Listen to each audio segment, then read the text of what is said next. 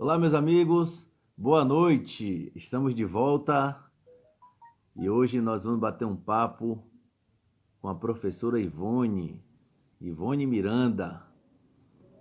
Mais uma live bate-papo, sempre com pessoas da nossa sociedade que tem muito a contribuir. A ideia das nossas lives é bater um papo com pessoas que possam estar nos ensinando, né? Estar nos mostrando alguns caminhos.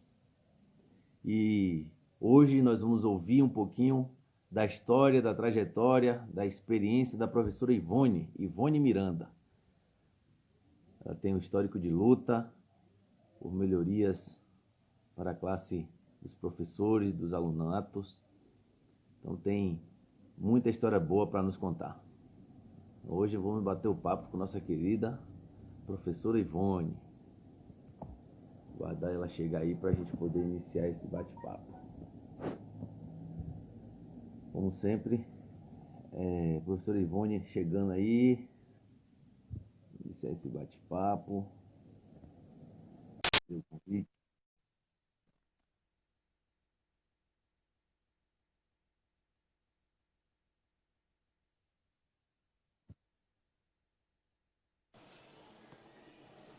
Professora Ivone, Olá, Jefferson, boa noite. boa noite. Primeiramente, quero agradecer a senhora por aceitar esse bate-papo. É uma honra para mim dialogar com uma pessoa tão inserida no contexto das lutas, por vários anos avanços sobre a classe dos trabalhadores e para os alunos através da participação da senhora. Então, eu quero que a senhora conte um pouquinho para nós dessa história bonita da senhora, tá? Para muita gente que não te conhece, vai conhecer agora aquela Ivone humana, guerreira, de luta aí. Seja bem-vinda ao nosso bate-papo. Muito obrigada, Jefferson. Obrigada a todos que já estão aí conosco, né? Estou vendo aqui Lúcia Rosa, é uma grande Isso, um abraço. colega querida. Um abraço Massa. aí para você também, Lúcia. Que bom estar aqui com a gente. E dizer, Jefferson, que a gente está no mês de agosto e para nós que somos do movimento de mulheres, consideramos o Sim. agosto lilás. O Ah, agosto legal. lilás é o mês de conscientização pelo fim da violência contra a mulher.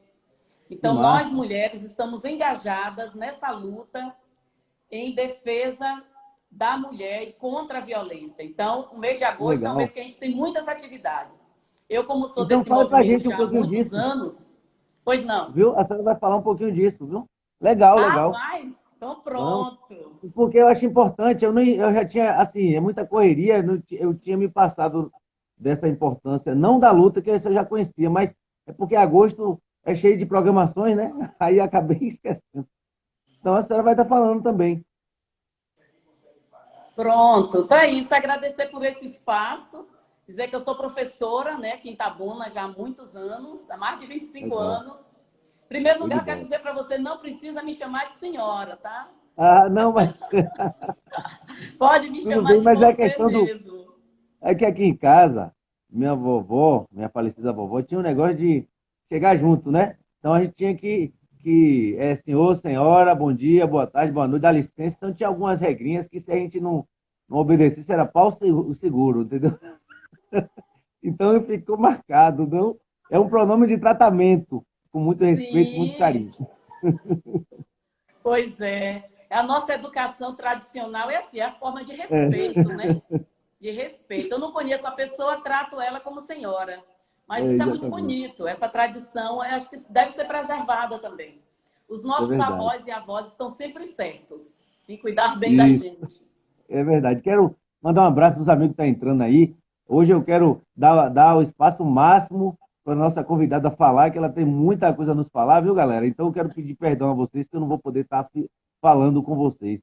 Em nome de Luiz Morena, que entrou por último, e Marciele, que entrou, Claudinha, quero estender para todos vocês. O professor Robson também, que é um grande querido amigo. Então vamos iniciar sua trajetória de vida, depois a senhora entra nessa luta que é importante. Fala um pouquinho da sua trajetória de vida, que muitos não te conhecem, é importante te conhecer. Pois eu não ouvi a pergunta. Falar sobre o quê? a senhora vai falar um pouquinho da sua trajetória de vida, Ah, das suas tá, lutas. sim. Aí Nossa, depois a senhora entra na importância da luta contra a violência. pronto, a minha trajetória de vida é bem longa mesmo, preciso de bastante espaço. Como a Não, gente só tem uma hora, só tem 55 minutos agora, então a senhora vai ter pois que é, fazer uma adequação. pois é, Jefferson. Não que eu seja velha, não, viu? Mas é porque eu comecei a Não, luta relaxa. cedo. Eu sou filha de uma família grande, né? Eu tenho 7 irmãs, 3 Que irmãos. massa, Então, uma legal. família muito grande, né? São comigo 8 mulheres, 3 homens. Isso, São uma legal. família de 11 pessoas. Então, eu estou acostumada a viver com muita gente, muito barulho, muita alegria, muita animação. Mas também, por ser uma família grande, uma família pobre. Então, minha vida foi Sim. sempre permeada com muitas dificuldades, mas também com muito carinho, muita atenção. A minha mãe é uma mulher guerreira, lutadora, que sempre incentivou a gente a estudar. Então, o foco da minha Hum, mãe era botar a gente para estudar.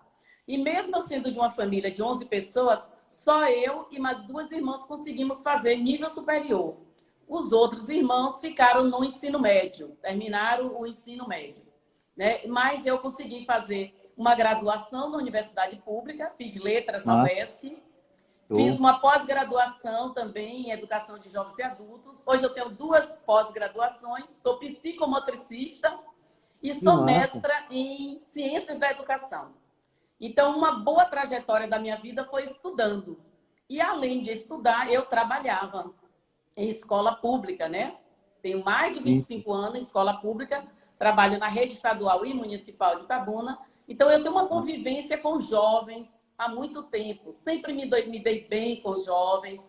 Já trabalhei com adultos também. É uma categoria que eu gosto muito de trabalhar. É um pessoal que está na escola porque quer aprender alguma coisa. Então, isso é muito bom, né? O professor Robson está aí e ele conhece um pouco dessa minha trajetória. Eu sempre vou na escola que ele é diretor fazer Sim. palestra hoje para os Oh, jovens legal. sobre a educação, sobre a violência contra a mulher, né? Sobre diversos temas. Falei sobre a questão do racismo, né? Sempre no mês da Sim, consciência negra. Eu sou convidada aí a várias escolas aqui em Itabuna para falar legal. sobre a importância de se combater o racismo, Isso é principalmente fundamental. dentro da escola. Então, a minha trajetória de vida, Jefferson, tem sido assim. Eu comecei minha militância política nos movimentos Sim, de igreja, o movimento massa. chamado SEBs, Comunidades Eclesiais de Base. Então, era um movimento que fazia formação política cristã nas comunidades pobres.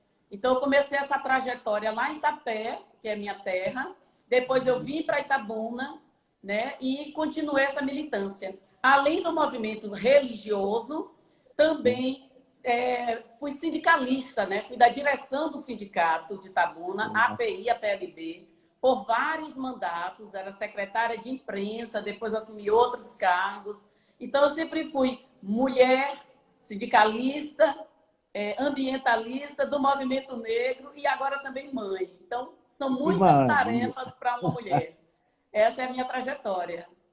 Agora, como mãe, assim, acho massa isso quando as mulheres têm uma capacidade, eu acho assim, monstra de fazer um monte de coisas ao mesmo tempo.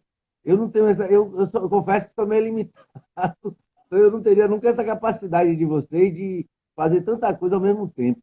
E ainda ser mãe, que assim, deve ser assim, uma experiência perfeita, né? Fantástica, né? De você tá, contribuindo com pessoas para ter uma experiência de vida. Como mãe, você pode estar ensinando de forma fantástica e pessoal, né? Eu acho massa isso. Fale para a gente um pouquinho dessa experiência em um mundo atual que a gente vive, com esse cheio de dificuldades. Para você educar um filho, a senhora tem a experiência de também ser professora, então tem aquelas duas coisas, né? Mãe e professora, como é que fica nesse momento? Pois é, muito difícil. Mãe, professora e sindicalista. Eu era as 3 coisas ao mesmo tempo. Antes disso, quero mandar um abraço aí para Claudinha, que está aí toda hora mandando Claudinha, uma um abraço mensagem também. legal. Ela É me chamou de verdade, guerreira. Somos guerreiras, Claudinha. Um é abraço para verdade. Nilma, que está aí também, ligadona, Ieda, muita gente legal. Então, Jefferson, é isso. Ser mãe é a tarefa mais difícil de todas essas, né? E É, também a mais linda, mais prazerosa. né? Eu decidi que só iria ser mãe depois que eu tivesse me formado na faculdade e tivesse emprego, né? E foi assim, depois que eu me formei na UESC em letras, e depois que eu consegui passar em um concurso público, primeiro foi na Prefeitura Municipal de Itabuna, depois fiz outro concurso na rede estadual, passei também, aí fui ter meus filhos, né? Então eu tenho 3 filhos, viu? Tenho 2 meninos e uma menina. E a menina, Jefferson, se chama Dandara. Eu falo para ela que não é à toa que ela tem esse nome. Como eu sou do movimento negro, eu coloquei o nome de Dandara em homenagem à grande líder guerreira Dandara dos Palmares, que lutou contra a escravidão aqui no Brasil ao lado do grande guerreiro Zumbi dos Palmares. Então, Dandara em homenagem a essa mulher maravilhosa. Então, ser mãe é isso. Eu quero dizer para você também que eu sempre falo para o meu filho mais velho que quando eu tive, eu era sindicalista da API e APLB e dava aula em Itabuna e Itapé. E quando eu ia para o sindicato, eu não tinha com quem deixar o meu pequeno, o meu mais velho. O meu mais velho, o nome é Ionã. Ionã também em homenagem aos índios, é um nome indígena. Tudo meu tem alguma simbologia. Mas então, eu tinha que levar Ionã para as reuniões do sindicato, porque eu não tinha com quem deixar. E aí Ionã ficava debaixo da mesa e eu em cima da mesa, né, ao lado da mesa, nas reuniões do sindicato. E ele cresceu assim, ele cresceu vivenciando essa minha vida, essa correria.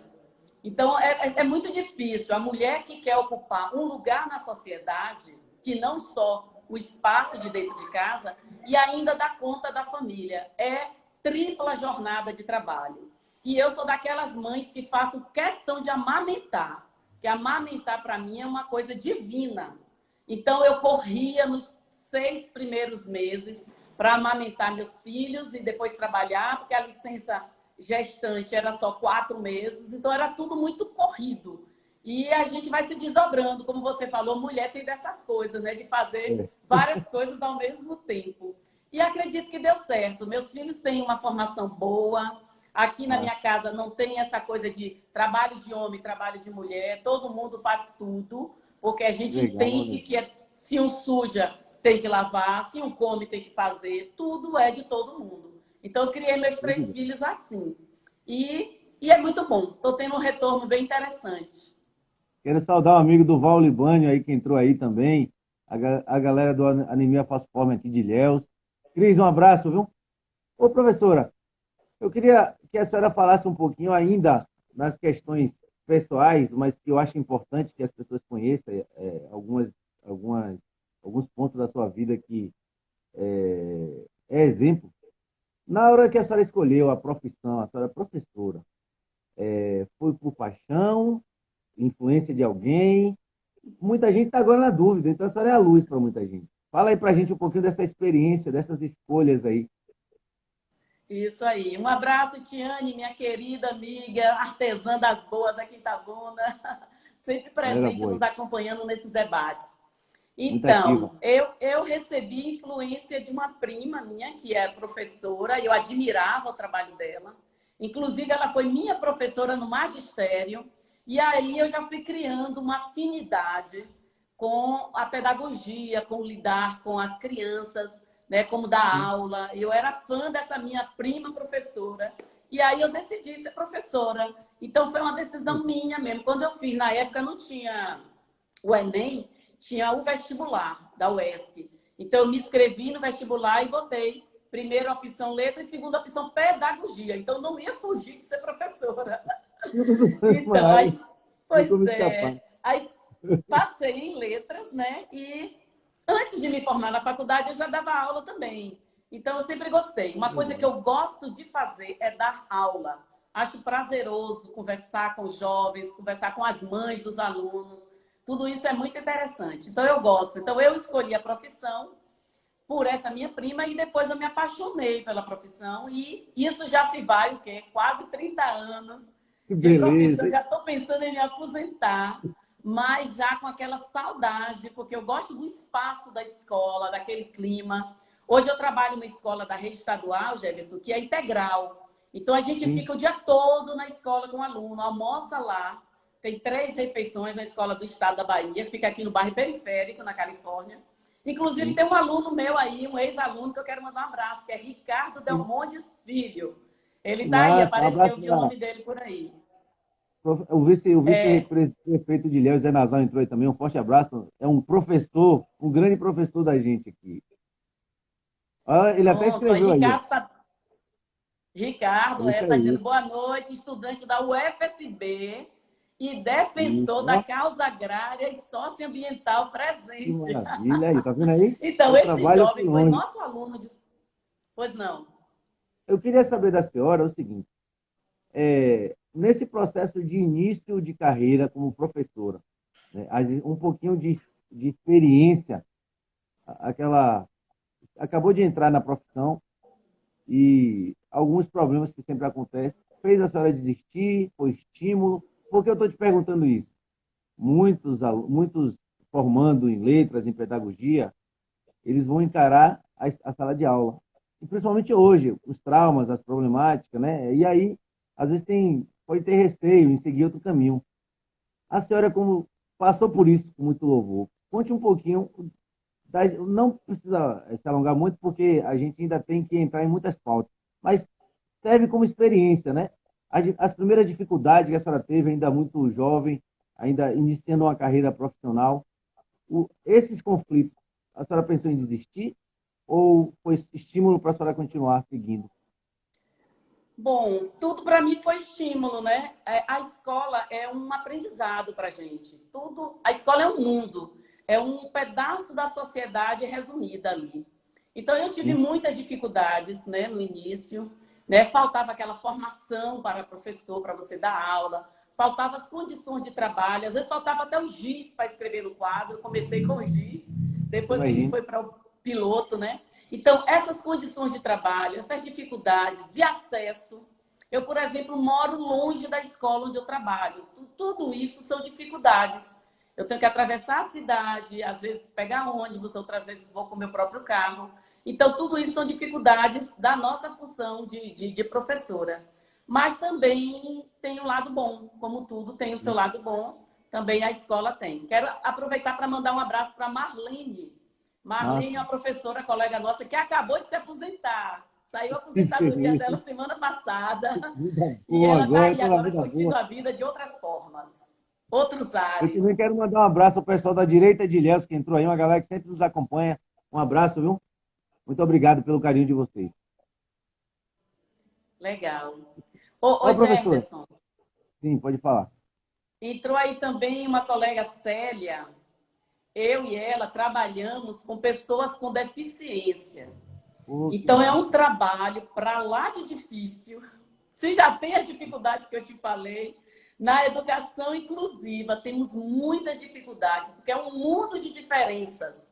É, Cada um tem uma diferença e você tem que estudar cada caso, preparar a aula, um planejamento individual.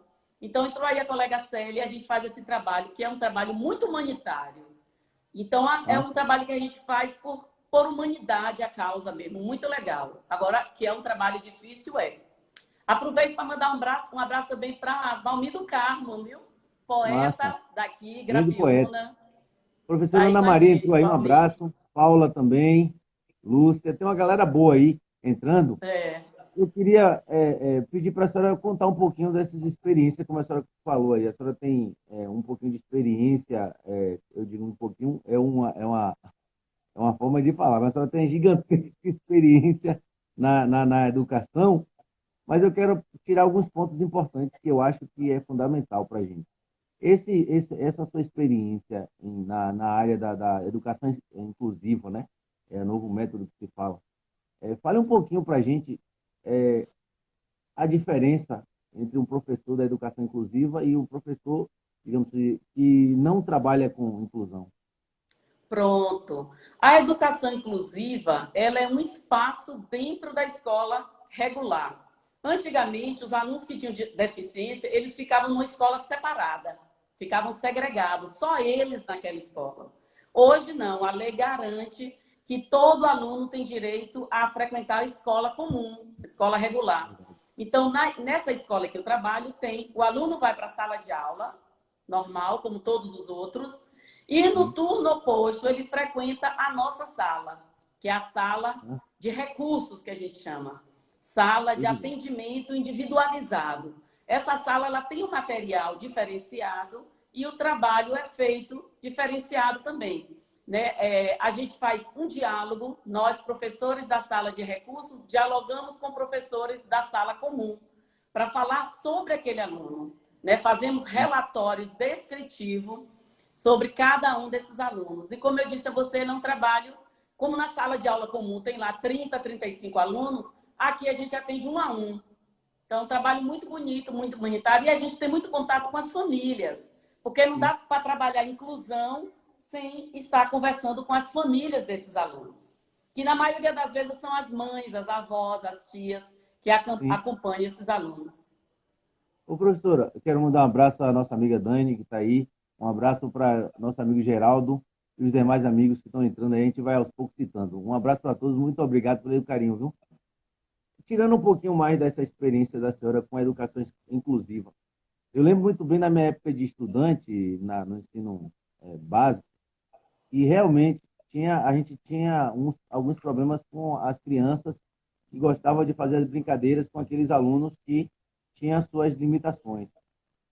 E era um trabalho muito grande. Eu estudei na escola do professor Renato, Manuel Renato, na minha educação básica. Depois, a minha querida professora Ana Maria está aí, ó. Beijo, te amo, professora. Bom te ver aí, viu? Beijo, Ana. Minha professora, já no ensino muito médio. Querida. Eu sou apaixonado por ela. E a professora Ana Maria também fazia um trabalho de educação assim, voltado a explicar para a gente sobre a importância de estar lidando com essa galera, batendo um papo legal, sem fazer aquele chamado que hoje a gente chama de bullying. Naquela época não chamava bullying, né? Naquela época, pare de abusar os meninos. Não fique abusando os meninos. Então fale para a gente um pouquinho dessa dificuldade que tem hoje, como que é tratado. Pois é, ainda tem essa dificuldade, né? O bullying, ele ainda está nas nossas escolas, infelizmente.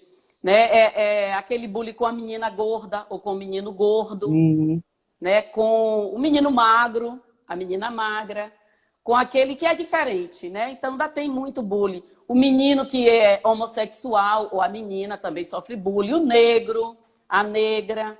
Então, para a gente na escola, eu, por exemplo, quando tem um caso de bullying, eu aproveito para dar uma aula sobre o assunto. Né? Eu chamo as pessoas e começo a dialogar, falo do respeito que se deve ter, né? Como cidadão, cidadã. Então, eu faço esse trabalho aí, né? Para combater o bullying, porque o bullying é muito ruim. Isso causa traumas nas pessoas, né? Tem muita gente que não sabe conviver com isso e solta de outras formas, solta na violência de outras formas, né? Então, a gente tem que combater o bullying lá na escola, na hora que acontecer. É isso que eu acho. E assim, principalmente na relação com o racismo, se não ser combatido na educação, né? Tá conseguindo ouvir? Tá conseguindo Só um minutinho, ouvir? vou aumentar aqui um pouquinho. Agora sim, tá bom. Tô ouvindo. O combate ao racismo, ele tem uma importância muito grande já na educação básica, porque você já aproveita o aluno ainda em formação. Como é que é para a senhora, como professora, lidar com a situação tão, às vezes, constrangedora, às vezes, porque ainda é uma criança, então você ainda não pode imputar crimes, literalmente, né? Como é que é combatido isso na escola? Pronto. Como o Nelson Mandela fala, nenhuma criança nasce racista. Para ser racista, ela teve que ser ensinada. E se ela foi ensinada a odiar o negro, a negra, ela também pode ser ensinada a amar. Então, nós trabalhamos nessa tese de que a criança tem que ser ensinada a amar o seu ser humano, o seu próximo, que está ali o tempo todo com ela.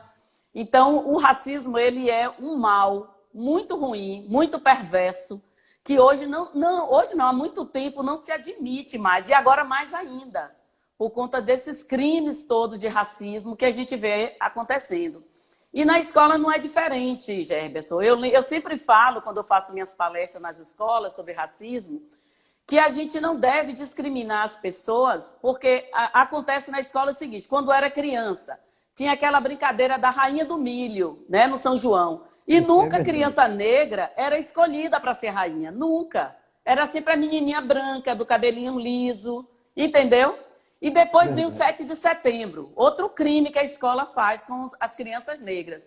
No 7 de setembro, eu sempre chamo atenção para isso, principalmente as escolas de crianças menores, de Fundamental 1, que é de primeiro ao quinto ano, e educação infantil, elas botam as meninas vestidas de princesa para desfilar no 7 de setembro. E aí eu chamo a atenção, quem são aquelas princesinhas que estão lá? São todas brancas. Aquela criança negra que está na escola nunca era escolhida para representar uma rainha no desfile do 7 de setembro. Então, tudo isso é racismo que a escola veio perpetuando e que hoje se discute. Nós temos uma lei, que é a Lei 10.639/03. Então, essa lei diz que a escola é obrigatório colocar no currículo o estudo da nossa ancestralidade, dos negros e negras, da nossa cultura, da cultura africana. Hoje isso é lei, né? E a gente tem que tirar do papel e fazer valer no currículo de todas as escolas do Brasil. Que massa, ó. Entramos aí pessoas muito legais aí. Tudo Gilson, um abraço. Raquel Moraes, um abraço. Moisés Pacheco. Moisés é um amigo aqui de Ilhéus que sempre luta por melhores condições, acessibilidade para o deficiente. É um cara muito aguerrido. E um abraço, professor Joselito também. Eu queria saber o seguinte, nesse contexto que a senhora está falando aí, muito bem colocado, parabéns para a senhora, a importância de conscientizar os pais diante dessas problemáticas. Fale um pouquinho para a gente aí como é que o professor deve lidar com a situação com os pais, que nesse momento, às vezes, a criança é vítima também, né? Sim. Muitas vezes a criança é vítima. Ela foi ensinada. Então, os pais, eles têm que fazer esse trabalho junto com a escola. De ir lá, no seu lar, né, conversar com seu filho, com a sua filha, para que eles não discriminem, não só em relação ao bullying, a botar apelidos, a fazer chacota com o colega que é diferente, mas e principalmente a questão do racismo, do negro e da negra. Esses dias eu vi um vídeo de uma mulher, uma mãe negra, que tem uma criança negra, e que ela chegou no prédio onde mora, colocou, a criança viu outras crianças brincando e pediu a mãe para ir brincar junto.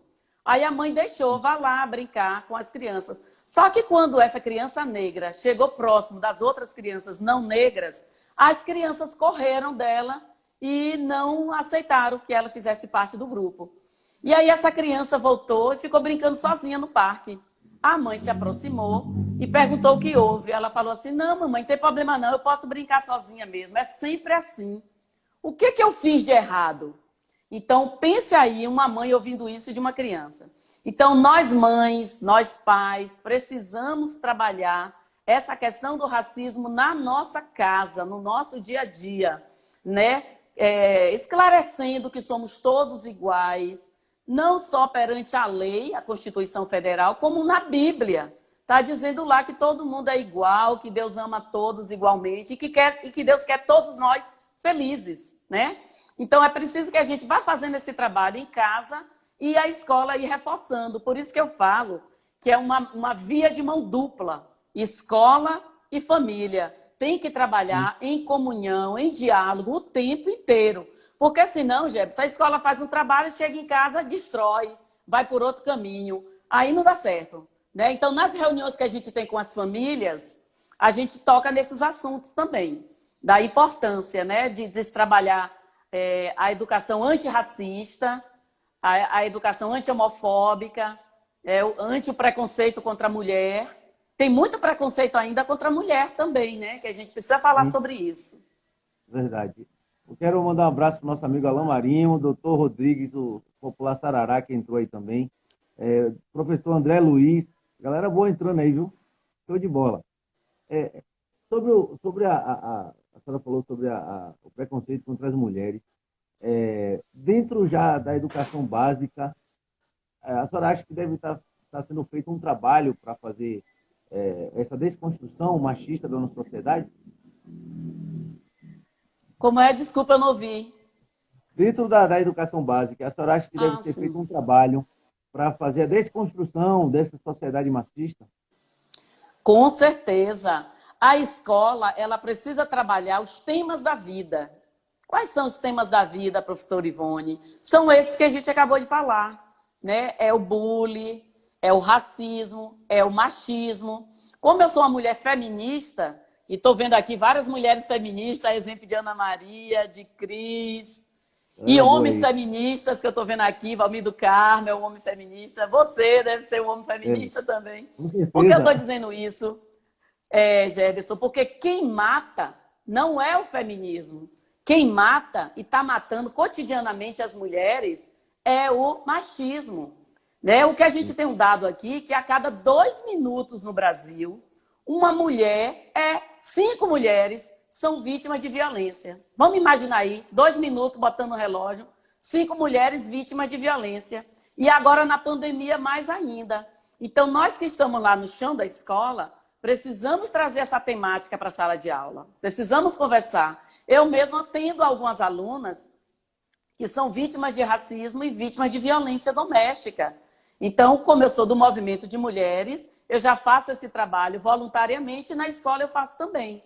De esclarecer, de dizer dos direitos, de mostrar a Lei Maria da Penha para as mulheres, de fazer palestra nas salas de aula, boto todo mundo no pátio, converso com os alunos, principalmente do noturno, né, que são mais adultos. Sim, sim. Então, a escola precisa trazer essa temática dos temas da vida para o currículo. Chegou aí um professor, Sérgio Nogueira. Além de professor, é cantor, é compositor, é tocador, é militante Conheço, ativista. grande Sérgio aí. Sérgio, meu Fera, querido. beijo no coração, Conheço professor. E sim, meu gente professor também, boa. viu? Foi meu professor. Então, é, eu quero voltar a essa coisa da relação com a sala de aula e a vida do cotidiano. Eu acho que é necessário a gente falar sobre isso. Dentro da sala de aula, às vezes, o professor ele lidar com a violência direta com ele, né? Ele sofre com o próprio aluno. Como é que a senhora acha que deve ser tratado esse assunto? Diretamente entre o professor e o aluno.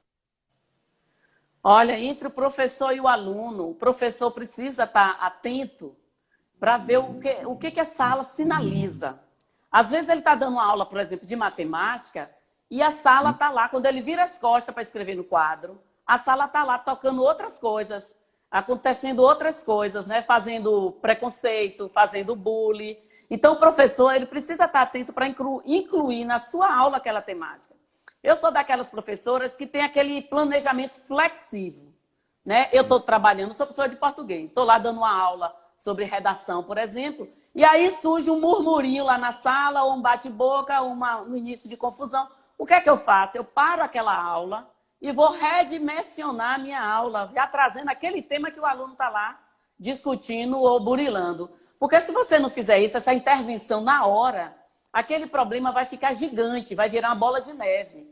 Então, a gente, enquanto professor, tem que ter também a formação, porque às vezes, Jefferson, o professor, a professora não tem a formação para lidar com o tema.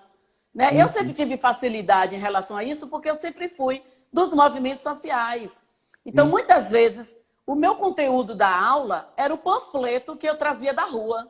Aquele panfleto sobre direitos trabalhistas, sobre direitos da mulher, sobre o racismo. Eu trazia e trabalhava na sala de aula. Vamos fazer uma redação sobre isso aqui? Então, para a gente que já é do movimento social, é bom. Mas tem muito professor e muita professora que cresceu com essa cultura machista, racista, homofóbica. Tem muito professor assim. E aí, como é que ele vai lidar com esse tema em sala de aula? Aí é que eu falo que tem que ter a formação de professores. Né? Os governantes, eles precisam proporcionar a formação de professor para estar tratando desses temas da vida em sala de aula. Porque isso acontece cotidianamente. E é muito difícil, né? Às vezes gera um conflito até maior, de partir para a agressão física. Né? Hoje, por exemplo, um negro, uma negra não aceita mais o racismo assim pacificamente. Ele vai para Sim. cima e mete na justiça, né? Dá lá um processo e é por aí. Né? E tem aqui Valmir do Carmo, por exemplo, ele sempre relata que foi vítima de violência e que ele tacou lá um processo no agressor, no racista. Tem que fazer isso mesmo. A gente tem que estar preparado para essas coisas. Isso é verdade. Ô, professora, voltando e continuando a sala de aula. a relação da sala de aula digamos assim, a visão do professor, a visão dele pessoal sobre o mundo geral e a temática que ele tem que passar, né? Aquele que já viu prontinho. Como é que lidar com isso? Tendo que ter a necessidade de falar com o cotidiano, do cotidiano, mas tem a famosa linha mestra que tem que seguir, porque o MEC, porque a secretaria, porque a direção da escola, está tudo em cima. Como é que faz esse balizamento? Quero mandar um abraço para o nosso amigo Dr. Lismar Uzeda, lá de Salvador, nos vendo, e tem uma galera massa de Salvador aí nos acompanhando. Fale para a gente como é que é essa coisa do equilíbrio. Pois é, acho que alguém está falando sobre um evento que teve hoje, que eu achei bem legal, Conversa de Preta, né? Conversa Preta, que estava Margarete Menezes e alguns artistas. Foi uma aula espetacular, achei bem legal. Sobre o racismo, é um programa sobre o racismo apresentado por Georgina Mainar, participação da Margarete Menezes, ouviu o negro dizer que com medo de sair da noite para abordar a polícia e sofrer repressão. Isso é uma problemática, infelizmente. Agora, o grande meio de comunicação da Bahia está tratando, eu acho muito interessante isso aí. É um avanço, uma conquista muito grande isso. Pronto, Jeff, você estava falando desse planejamento que é engessado. A gente tem que dar conta dos conteúdos mínimos necessários para o aluno avançar nos estudos. E aí, como incluir essa temática dentro dos conteúdos? Aí eu digo para você que nós temos os parâmetros curriculares, que eles falam dos conteúdos de cada disciplina, mas nós também temos os PCN de temas transversais. Esses temas transversais, como o próprio nome diz, são temas que transitam em todas as disciplinas.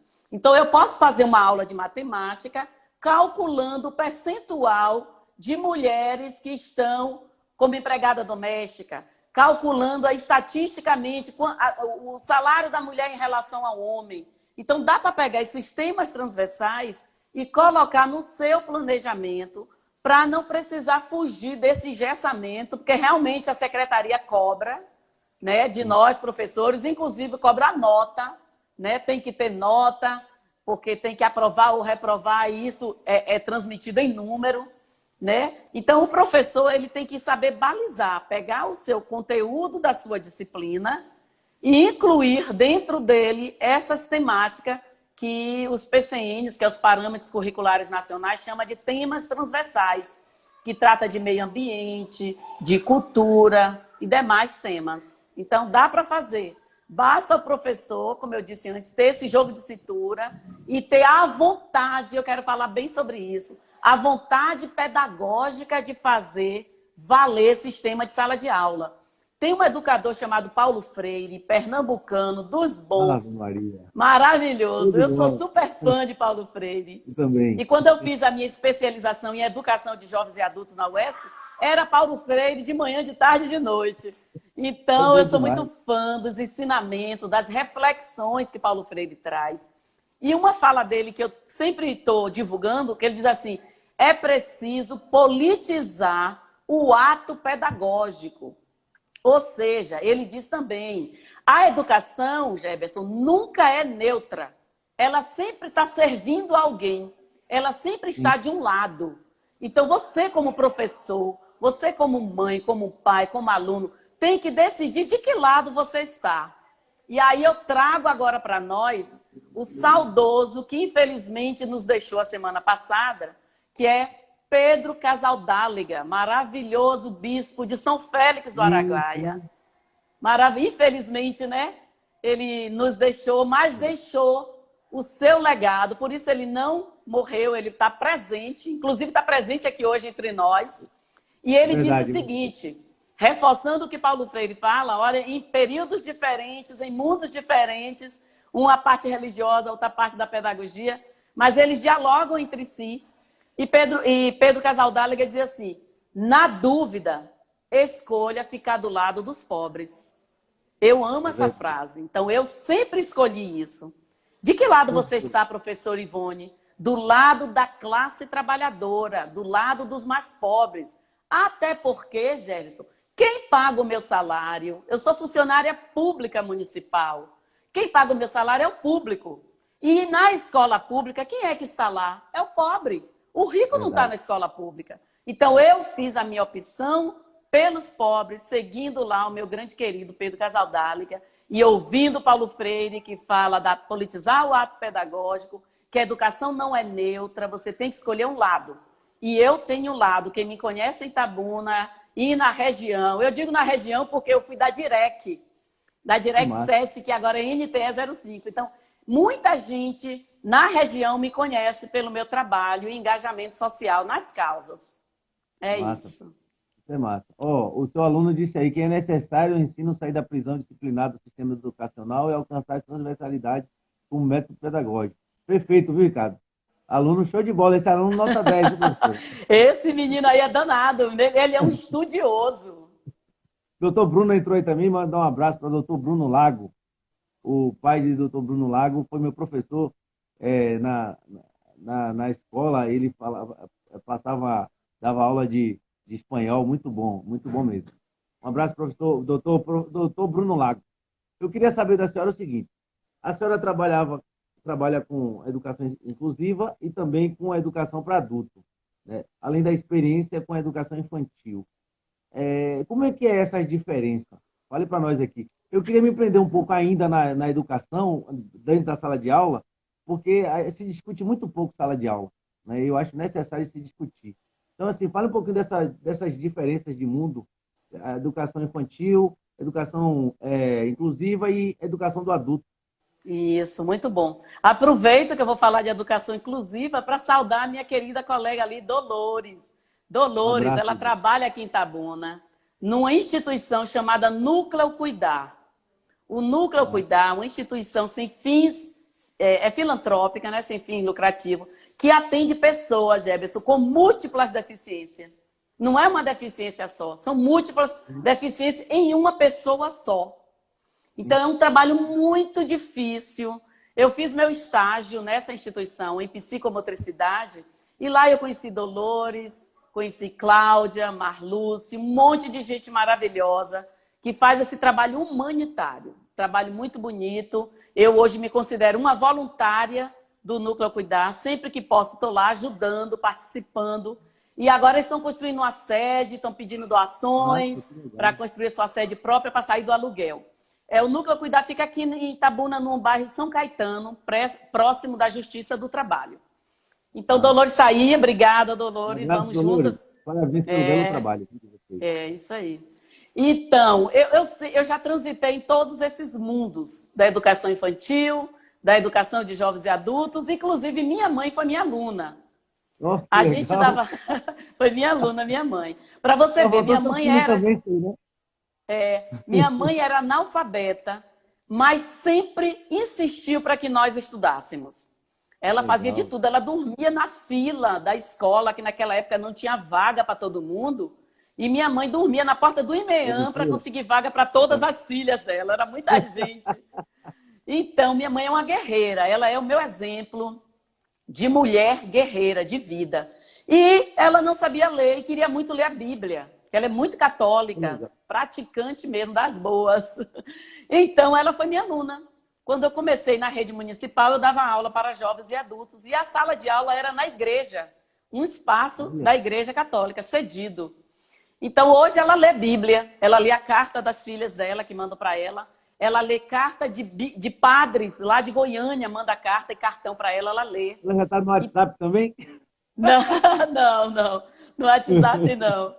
Mas essa mulher é um exemplo de vida para mim. Então, trabalhar com jovens e adultos foi a minha maior experiência, foi a minha maior riqueza. Eu encontro muitos alunos aí no dia a dia, né, trabalhando ou já fazendo outras coisas na vida e que estudaram comigo e conseguiram aprender a ler e escrever. Né? Alguns continuaram estudando e outros pararam por conta até da idade e tudo mais.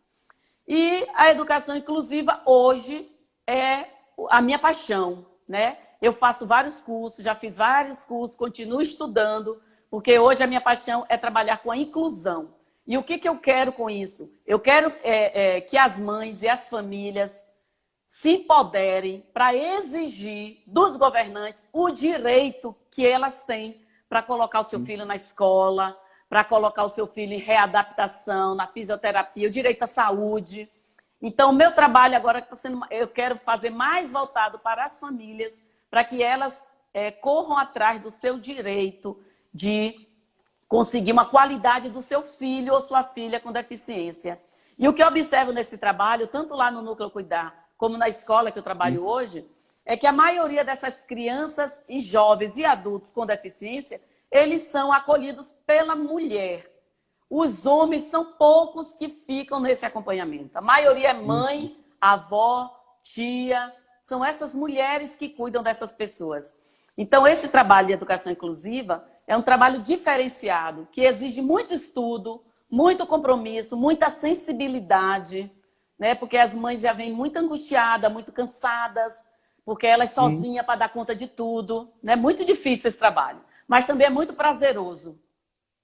As mulheres estão ocupando quase todos os espaços, assim, tudo quanto é lugar. E lugar na ação social sempre foi dominante. Sempre foi predominante as mulheres, porque tem a maior sensibilidade pelo sentimento um do outro. Eu acho que é um grande aprendizado para nós, eu vejo, né? Nós homens aprender com vocês, mulheres, a sensibilidade com o tratar com o social. É fantástico. Minha avó sempre foi voltada para o social, na igreja que ela frequentava, buscar para ajudar as pessoas através de orientações e doações. Então, isso eu sempre admirei nela e via que era diferenciado. Então, a senhora está falando aí, de a maioria ser mulheres, isso lá atrás, há 30 e tantos anos atrás, era assim e continua assim. Eu acho que deve fazer um trabalho para trazer os homens também para esse trabalho social. Acho que é necessário. Agora, professora, o tempo voa, a gente tem poucos minutos para continuar o bate-papo. Eu queria saber o seguinte, ainda na conectividade com a sala de aula, que eu acho que é fundamental aproveitar essa sua vasta experiência aí, o adulto, no passado, tinha um método institucional de alfabetizar. Hoje eu não sei muito como é que funciona, né? Mas tem tido efeito a educação do adulto? Tem tido resposta? Antigamente, trabalhava-se o Mobral, né? O Mobral era aquele método de soletração, onde os adultos ficavam soletrando B com A, B a Bá, B com E, B a Bé. Com o passar dos tempos, foi se aperfeiçoando esse trabalho. E depois, com as reflexões de Paulo Freire, né? Ele lançou até um livrinho, o ABC da Alfabetização, e que Paulo Freire fala que o adulto, Jefferson, antes de ler a palavra, ele lê o mundo. Então, eles têm uma visão de mundo ampla, né? O que é que a gente entra com a palavra, mas não é uma palavra qualquer. Quando você vai trabalhar como adulto, você tem que trabalhar com a palavra que tenha significado na vida dele. Por exemplo, a palavra trabalho. O adulto é um trabalhador, né? Então, vamos trabalhar a palavra trabalho, porque dali ele vai fazer toda a análise do trabalho, do emprego, do salário, e vai gerando várias outras palavras, e dali você vai formando pequenos textos na discussão, o que Paulo Freire chama de círculo de cultura, e é um círculo mesmo, a gente não trabalha em cadeiras enfileiradas, a educação, ou eu, por exemplo, trabalho sempre em círculo, para que todo mundo possa se ver nos olhos, né? Essa ideia de trabalhar em cadeiras enfileiradas, você só vê as costas do colega, não vê o rosto. É sério. Né? E isso é cultural. Isso é cultural, isso vem do militar. É uma cultura lá dos militares para não favorecer o debate, o olhar, a democracia, né? Então, no círculo de cultura... Tem, né? Grade, disciplina, tudo tem a ver com militarismo. Sim, exatamente. Olha os termos, né? Grade. Nós não usamos mais esses termos, né? A gente foi abolindo. É isso aí. Então, a educação ela tem avançado bastante nesse aspecto, ela tem se democratizado, né? Os diálogos têm acontecido. Hoje, nas escolas, você tem eleição para diretor, você tem eleição para líder de classe, para membro do colegiado, tudo é discutido na escola.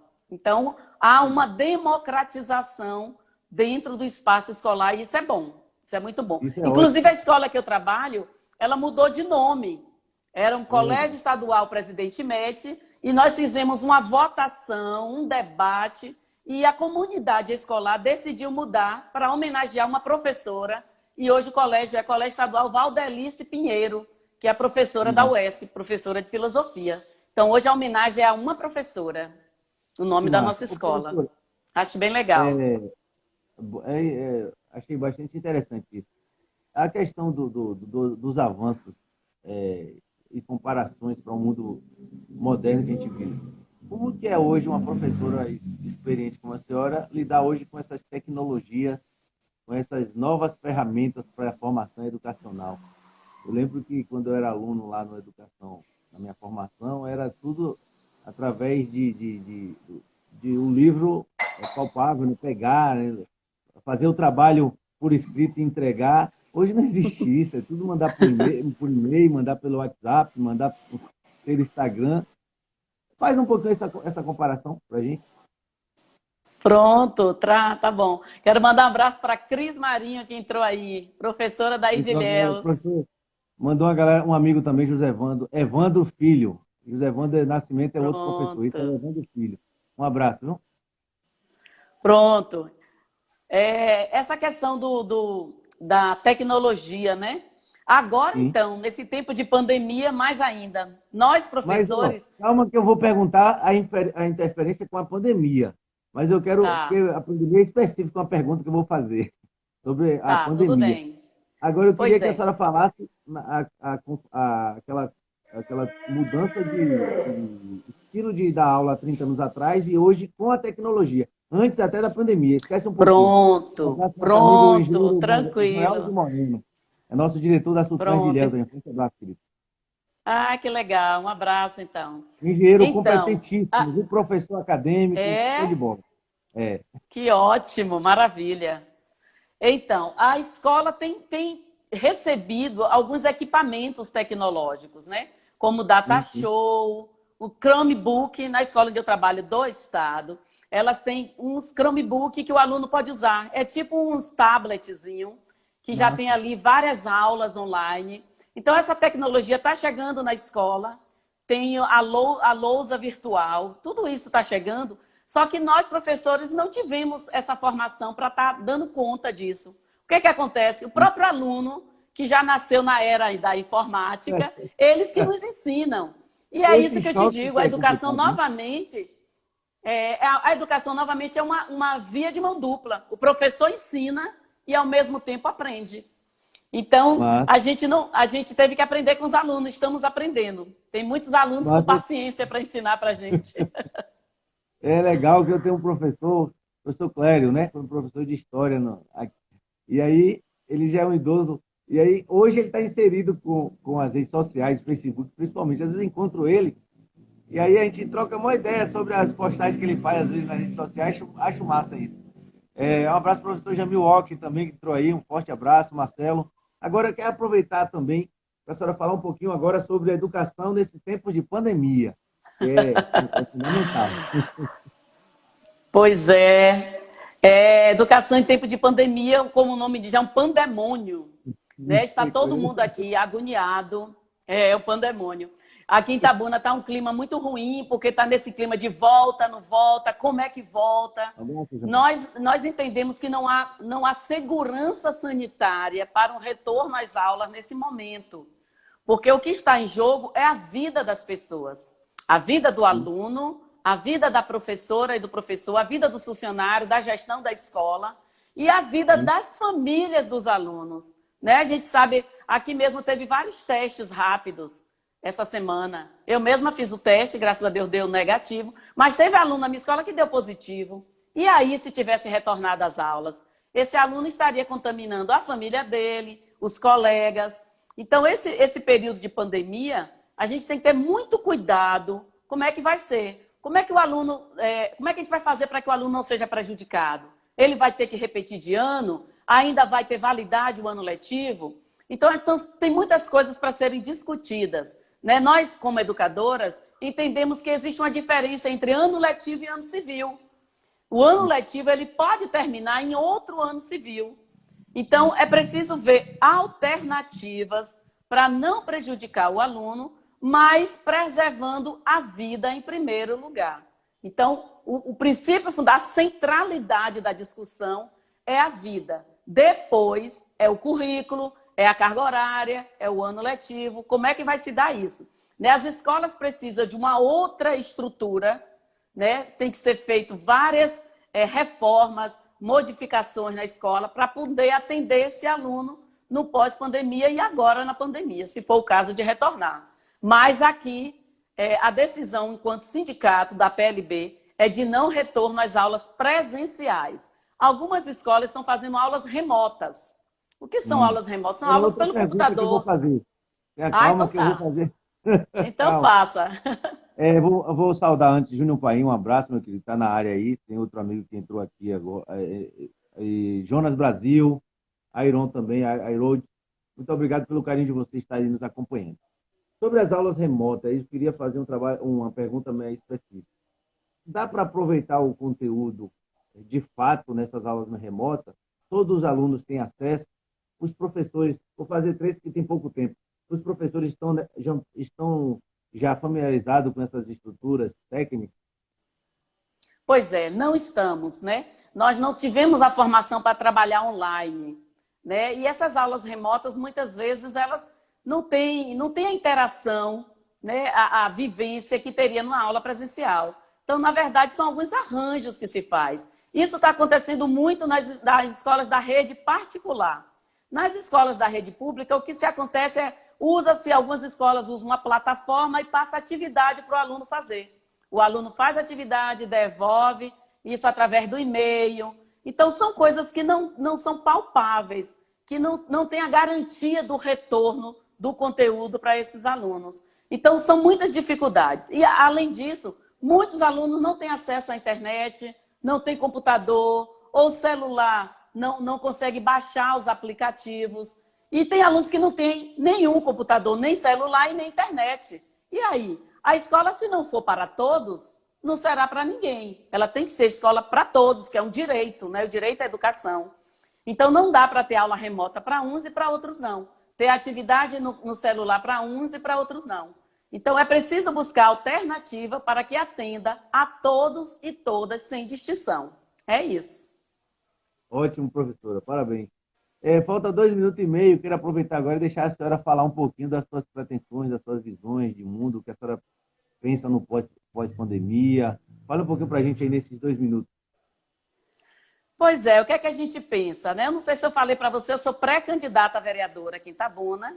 Sei que você também é pré-candidato, nós não podemos pedir voto, mas podemos dizer que somos pré-candidatos e que temos uma história, né, construída no município.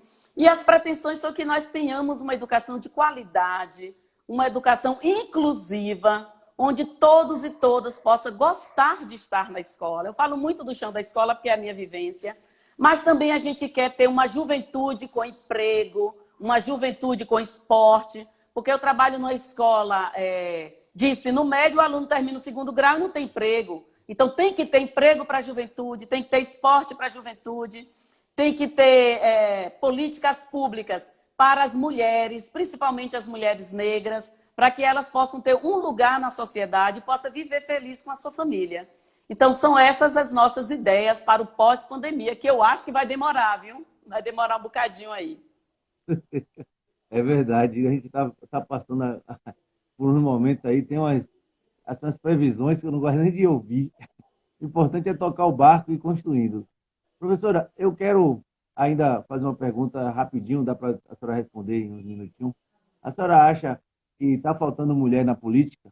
Não como para bater palma, mas para decidir? Com certeza. Aproveito para saudar aqui o professor Sócrates, professor da UESC. Muito bom, Sócrates, obrigada. Está faltando mulher sim, Gerson. Nós, mulheres, somos 52% do eleitorado. Aqui em Itabuna são 21 cadeiras na Câmara de Vereadores e só tem uma mulher. Então, essa conta está errada. Temos que rever isso. Chamar a atenção das mulheres, das próprias mulheres. E dos homens que amam as mulheres, para que reveja como é que não tem mulher. Mulher tem sensibilidade, tem carinho, tem competência para estar em qualquer espaço, dentro da política e fora dela. Então, é preciso acreditar na mulher e dar espaço para que elas mostrem a que veio, mostrar serviço. É isso aí, professora. Um abraço a todos. Obrigado a todo mundo que está nos acompanhando. que deu essa honra pra gente. A senhora também, de coração, muito obrigado. Até a próxima. Tamo junto aí, viu? Obrigada.